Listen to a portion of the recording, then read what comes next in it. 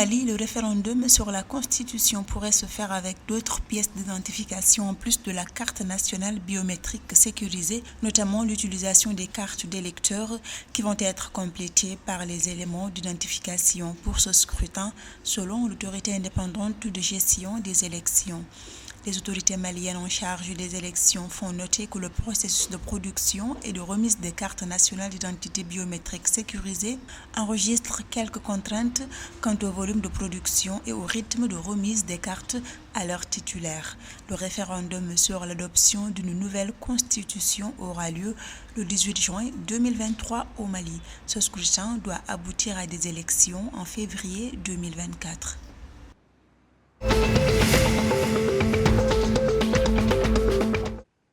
Le Togo initie une nouvelle opération sur le marché financier régional de la dette. Dans le viseur du Trésor public, 30 milliards de francs CFA. Il s'agit d'une émission simultanée de bons d'obligations assimilables du Trésor. En date du 24 avril 2023, l'opération a été bouclée ce vendredi 19 mai. Pour rappel, l'OME prévoit de lever 574 milliards de francs CFA auprès des investisseurs de la zone UMOA en 2023.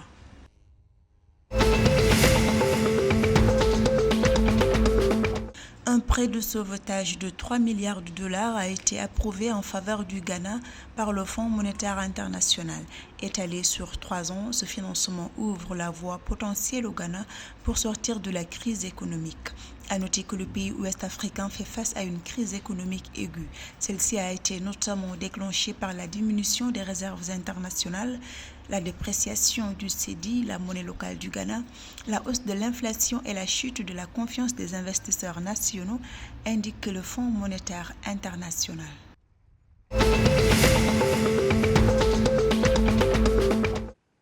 L'État ivoirien a bénéficié de l'appui de l'Organisation des Nations Unies pour l'alimentation et l'agriculture FAO en vue d'améliorer la gouvernance et la réglementation de son secteur de la pêche. À cet effet, la partie ivoirienne et une mission de l'organisation onusienne ont examiné 6 propositions de textes de loi visant la prise en compte de certains principes des instruments internationaux lors d'un atelier. Par ailleurs, la gestion durable des ressources halieutiques est devenue un enjeu majeur pour la Côte d'Ivoire.